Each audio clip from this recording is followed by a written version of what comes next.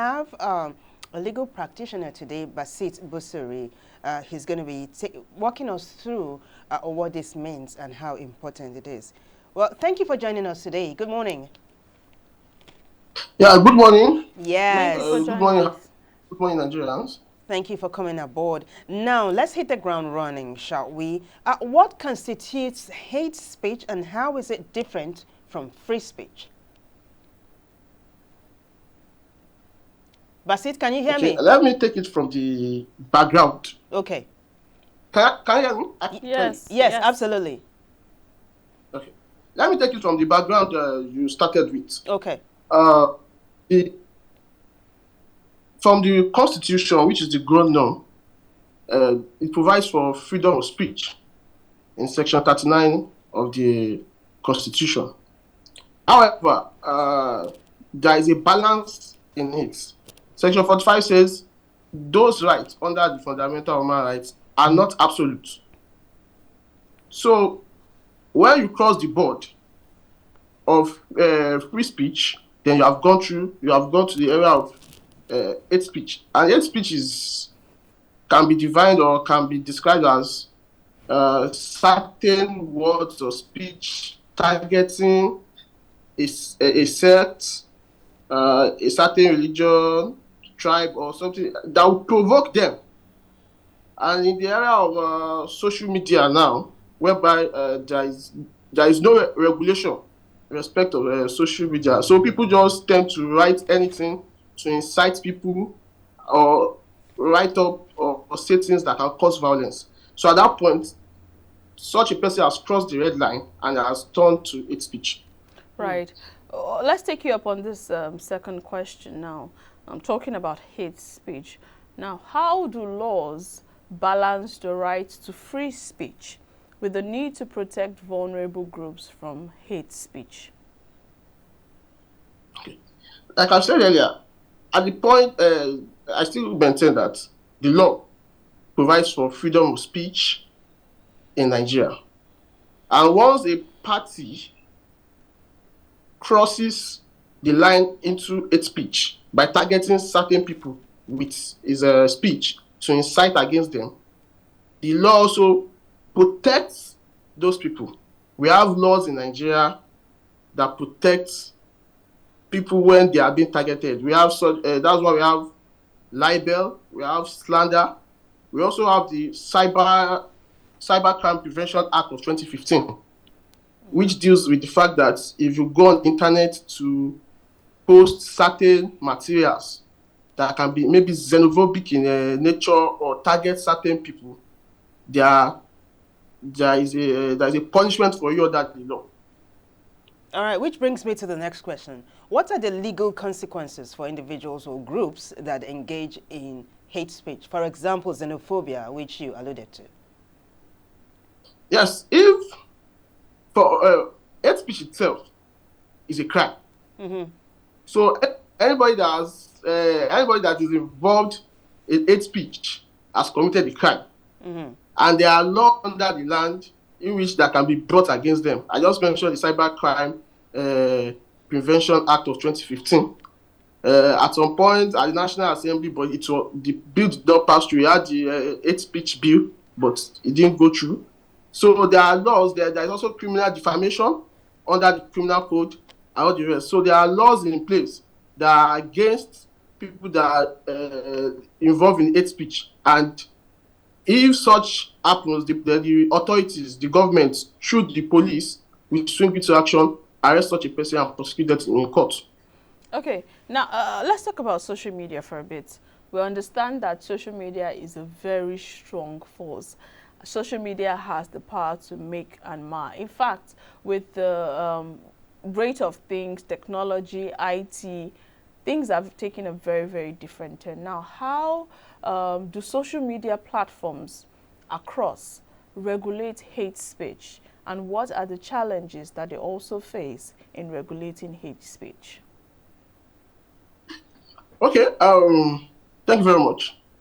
Basically, like you said, social media is the new force, and with social media now, we now have something we call the citizen journalism. So everybody is now a reporter. With your phone, you can report things from where you are. Right. So these are also brought a new dimension, because the traditional media is being regulated, like the NBC, National Broadcasting Commission, regulates the traditional media. So they know there is a standard rule of operation for them. But for the social media, whereby there is no regulation, you cannot really regulate or determine what anybody will write or put out there. So social media platforms have a big dilemma in their hands.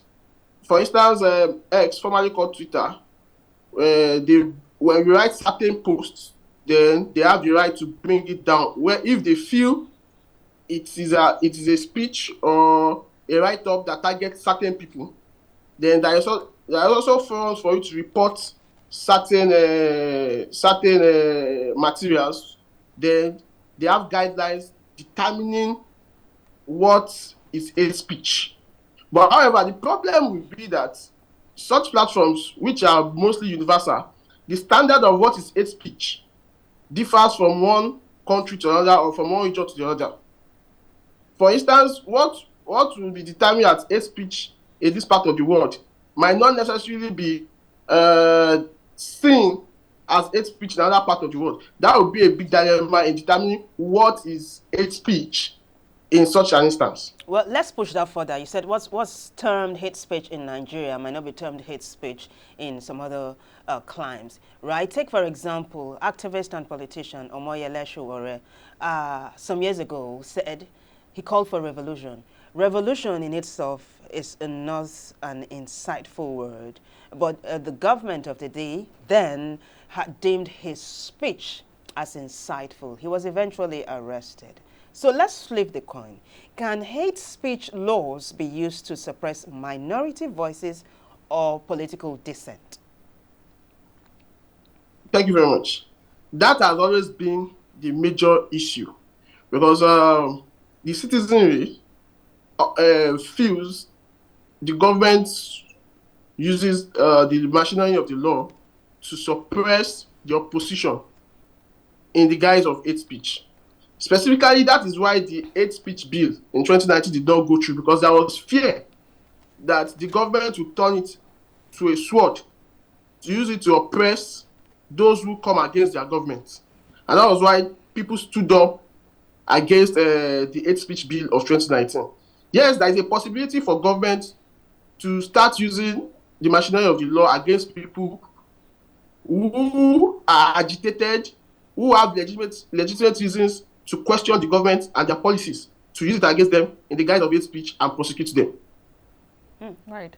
You know, that's very, very sensitive, I must say.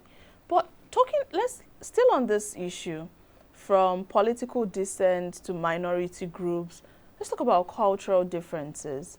You know, sometimes this also comes under the guise of cultural differences, one culture against the other, or religious differences, or skin color, or what have you. So putting it in context now, how do cultural and contextual factors influence the definition as well as the regulation of hate speech, particularly in Nigeria?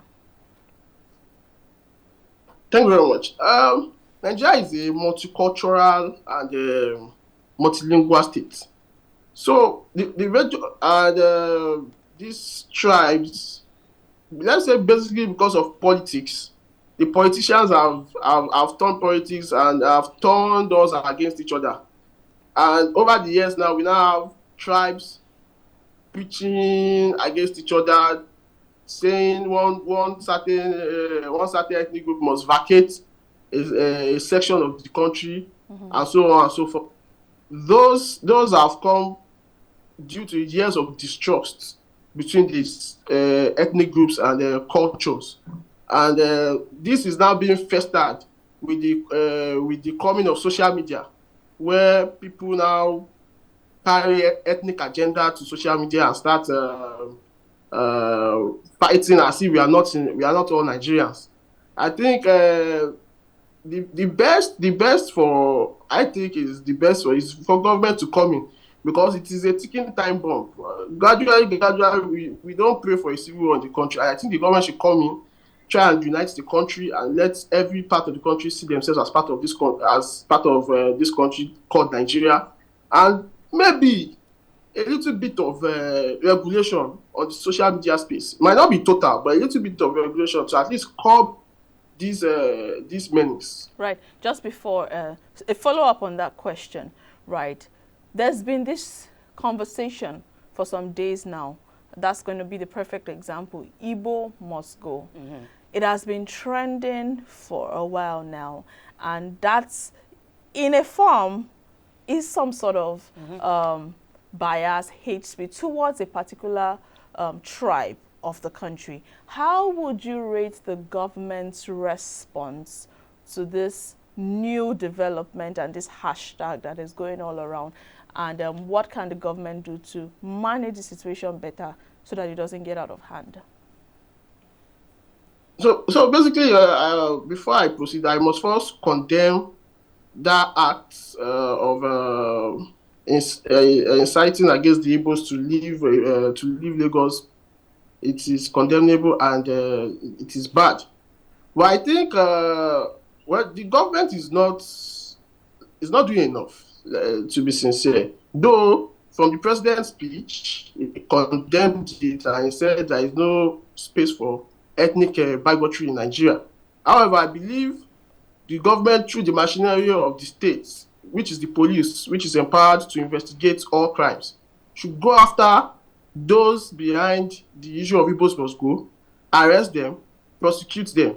And when you do that kind of thing, it gives the Igbos an assurance that, yes, the government is truly for them and the government wants to protect them.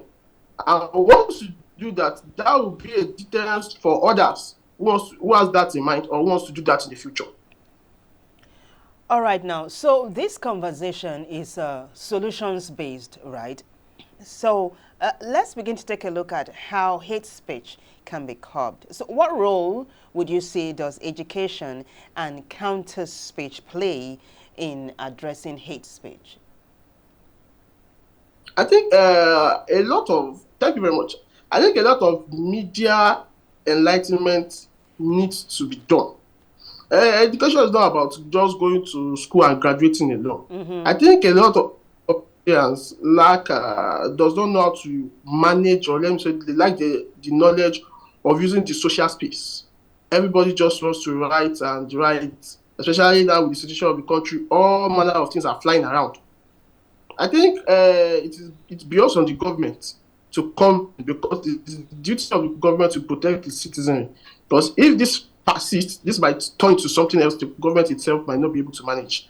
So active campaign and education on teaching people how to be responsible in the use of social media is very, very, that's why we have the NOA and media partners like you sensitize people on how to use the social media. And I think a little bit of regulation should be used. It should be invoked for the media space, for the social media space, to have sanity. Now, what we just see all kinds of things online. I think if there's a little bit of regulation, that might curb that. Then government should also invest in media. What we have been seeing recently is when people put out certain things, days after days, no counter response from the government to put the record straight. And once you leave things like that to just fester around, people will believe it as being the truth. If you don't rebuff it, if you don't and come out with the fact that no, this is what is happening, this is the actual state of things, nobody will, people will just take it hook, line, and sinker. Right. Very, very true. You know, two key things: regulation and investment into the media. Now, I'll give the most recent example about online hate speech. We have popular actress Toyin Abraham few weeks back, who was being bullied on social media, you know, by some Nigerians, you know, in regards to who she supported during the elections and all of that. And she came out, she was crying, and apparently some persons were even laying curses on her child, her family. That's a form of bullying online and hate speech. What are some, apart from regulation now, what are some specific laws that can address online hate speech while also ensuring anonymity and free speech online? Thank you very much. I followed the Toya Abraham's saga recently, and I must say it is disheartening. However, for people who have been cyberbullied, which is an aspect of hate speech, people who have been cyberbullied, there are laws which protects them. When that is done, all you have to do is to get in contact with the authorities, that is the police. They investigate and try and see those who are behind such a thing, and the law gives them the power to make arrests and prosecute such people for cyberbullying a person.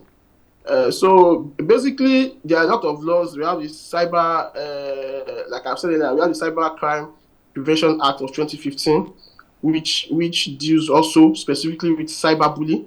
We have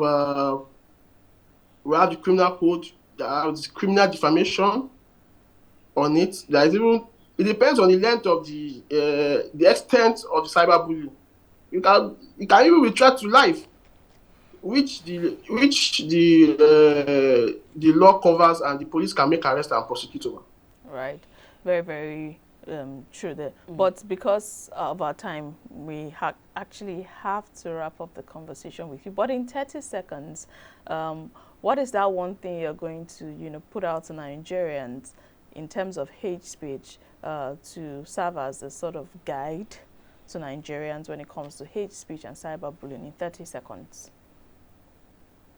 So basically, guys, we should all be responsible in the use of our social media, and we also need to, when something is sent to us, we need to fact check those information. If it's true, then that we should desist from hate speech, because it can set the country on fire. And like they always say, Yoruba will say, what does that mean? It means that one only knows the beginning of a war. You don't know what to end it. So it's just better not to go into it at all. And for those who have been victims of hate speech and cyberbullying, they should report to the appropriate authorities for prompt action. All right, thank you so much, Basit Busari, for joining us this morning and for sharing your thoughts with us on hate speech. It's been a delight. Thank you. Thank you. You're welcome. Thank you for having me. Enjoy the rest of your day.